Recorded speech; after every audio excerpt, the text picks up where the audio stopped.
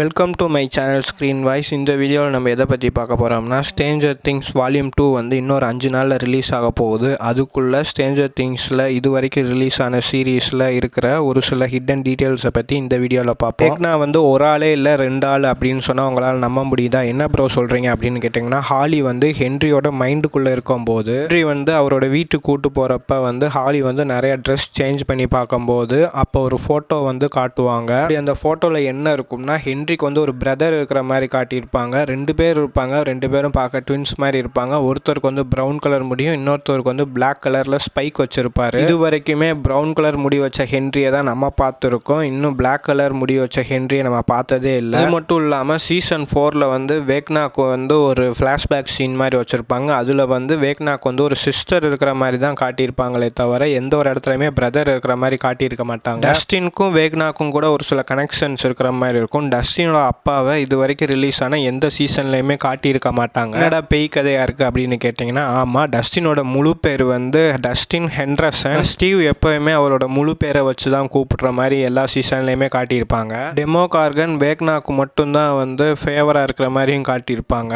Season 2ல் வந்து ஸ்டீவோட team வந்து ஒரு டெமோகார்கன்ட்ட மாற்றுற மாதிரி காட்டியிருப்பாங்க. அப்போ வந்து நம்ம டஸ்டின் தான் வந்து இது உனக்கு தெரியுதா, ஸ்னிக்கர்ஸ் இதை சாப்பிடுன்னு சொல்லி டெமோகார்கனை வந்து டிஸ்ட்ராக்ட் பண்ணி அவங்கள காப்பாற்றுற மாதிரி ஒரு சில சீன்ஸ்லாம் இருக்கும். அதுக்கப்புறம் டெமோகார்கன் சொன்ன பேச்சை கேட்கறது வந்து நம்ம டஸ்டினா மட்டும்தான் இருக்கும். சீசன் 4 முடியும் போது நம்ம எல் வந்து 008 அதாவது காளியை வந்து காப்பாற்றுற மாதிரி இருக்கும். லிக்கும் வேக்னாக்கும் கூட ஒரு சில சிமிலாரிட்டிஸ் இருக்கும். 2 பேருமே வந்து சொசைட்டி எதுக்குற மாதிரி தான் காட்டியிருப்பாங்க. இப்போ ரிலீஸ் ஆன ட்ரெய்லரில் கூட காளி வந்து எல்லுக்கு சப்போர்ட் பண்ணுற மாதிரி தான் காட்டியிருப்பாங்க. இந்த சீரீஸில் வந்து நவம்பர் 6ன்ற டேட்டை வந்து நிறைய இடத்துல ரெஃபரன்ஸ் பண்ணியிருப்பாங்க. மட்டும் இல்லாமல் இந்த தேதியில தான் வில்லும் காணாமல் போயிருக்காரு. வில்லு காணாமல் போகிறதுக்கு முன்னாடி வந்து மைக்கோட வீட்டில் வந்து வெளியே வரப்போ வந்து லைட் வந்து கொஞ்ச நேரம் டிம்மாக எரியிற மாதிரி காட்டியிருப்பாங்க. அப்படியே கட் பண்ணால் சீசன் 4ல் வந்து நம்ம ஸ்டீவு, நான்சி, ராபின், எடிக்குள்ளே இருக்கிற கேட் மூலயமா அப்சைட் டவுனுக்குள்ளே போகிற மாதிரி காட்டியிருப்பாங்க. நம்ம நான்சி வந்து எங்கள் வீட்டில் ஒரு துப்பாக்கி இருக்காங்க, போய் எடுக்கலாம் அப்படின்னு சொல்லிட்டு போகிறப்ப வந்து உங்கள் வீட்டில் அந்த துப்பாக்கி இருக்காது, என்னடான்னு சொல்லி தேடி பார்க்கும்போது அவங்க ஒரு டைரி எடுப்பாங்க. அந்த டைரியில் வந்து நவம்பர் 6 1983 நின்றுருக்கும். அப்படி பார்த்தா சீசன் 1ல் மைக்கோட வீட்டில் வந்து லைட் வந்து விட்டு எரிஞ்சதுக்கு காரணம் இவங்க வந்து அந்த நேரத்தில் அப்சைட் டவுனுக்குள்ளே அவங்க வீட்டில் இருந்ததாக தான் காரணமாக இருக்கும். சீசன் 4ல் நம்ம எள்ளு வந்து மேக்ஸை காப்பாற்றலான்னு சொல்லி ஒரு வேனில் வந்து வந்துக்கிட்டு இருக்கும்போது ஒரு பெட்ரோல் பங்க்கில் வந்து ஒரு ஸ்டாப்பிங்கை போடுவாங்க. அப்போ நம்ம எள்ளு வந்து ஒரு போஸ்டரை பார்ப்பாங்க.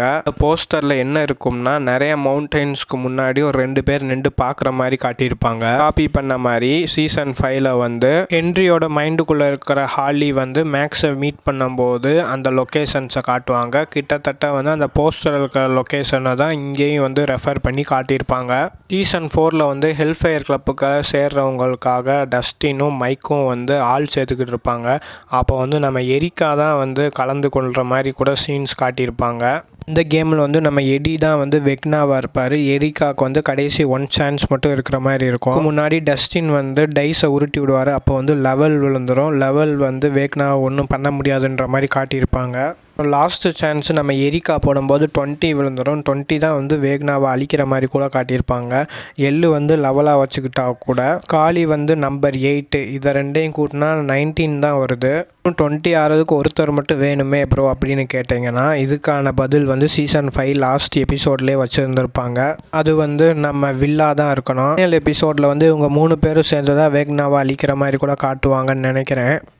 கடைசியாக நெட்ஃப்ளிக்ஸ்காரனுக்கு இதே வேலையாக போச்சு. எல்லா எபிசோட்லேயும் ஒருத்தரை போட்டு தள்ளுறதே வழக்கமாக வச்சுக்கிட்டே இருந்திருக்காங்க. ஸ்குவிட் கேம் பார்த்துருந்தீங்கன்னா உங்களுக்கு தெரிஞ்சிருக்கும். அதில் ஃபேமஸான ஹீரோவை கடைசியாக போட்டு தள்ளிடுவாங்க. பார்த்தா இந்த வெப் சீரிஸில் யாரை போட்டு தள்ள போகிறாங்கன்னு தேடி பார்த்ததில் ஸ்ட்ரேஞ்சர் திங்ஸ் ஹோல் சீசனே எடுத்து பார்த்துக்கிட்டிங்கன்னா நிறையா படத்தோட ரெஃபரன்ஸ்லாம் வச்சுருந்துருப்பாங்க. ஜானத்தன் வந்து நான்சிக்காக ஒரு ரிங் ஒன்று வாங்கி வச்சுருப்பாங்க. அதை கொடுக்குறதுக்கு முன்னாடியே செத்துருவாங்கன்ற மாதிரி நம்மளோட வீடியோ பார்த்துருந்தீங்கன்னா உங்களுக்கு தெரிஞ்சிருக்கும் அப்படின்னு நான் நினச்சிருந்தேன். ஆனால் இப்போ அது நடக்க போகிறதில்ல. இப்படி மார்வல் படத்தில் வந்து கேப்டன் அமெரிக்கா வந்து டோனி ஸ்டார்க்கை பார்த்து நீ வந்து ஒரு செல்ஃபிஷ் அப்படின்னு சொல்லுவாரோ, அதே மாதிரி இந்த ஸ்ட்ரேஞ்சர் திங்ஸ் சீசன் 5லையும் ஒருத்தரை பார்த்து நீ ஒரு செல்ஃபிஷ் அப்படின்ற மாதிரி சொல்லுவார். இது வேற யாரும் இல்லை, நம்ம ஜானத்தன் வந்து நம்ம ஸ்டீவை பார்த்து தான் நீ ஒரு செல்ஃபிஷ்ன்னு சொல்லுவார். இப்படி பார்த்தா ஆல்மோஸ்ட் நம்ம ஸ்டீவ் தான் சாக போகிறான்றதை 80% கன்ஃபார்ம் பண்ணிடலாம். மீதி 20% என்ன ப்ரோ பண்ணலாம் அப்படின்னு கேட்டிங்கன்னா, நம்ம ஸ்ட்ரேஞ்சர் திங்ஸ் டைரக்டரான டஃபர் பிரதர்ஸ் வந்து கன்ஃபார்ம் பண்ணிட்டாங்க.